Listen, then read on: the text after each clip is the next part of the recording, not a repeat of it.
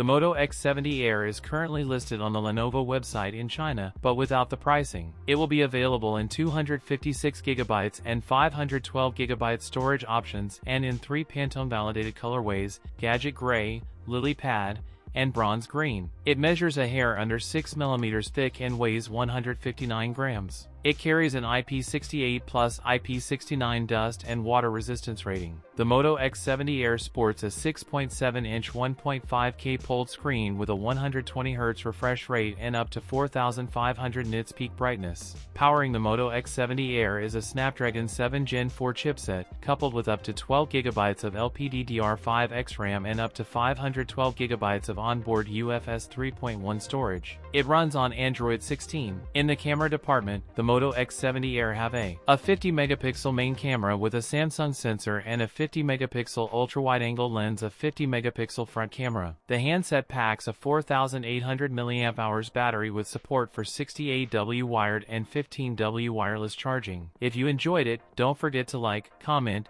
and subscribe for more content. Thanks for watching, and I'll see you in the next one.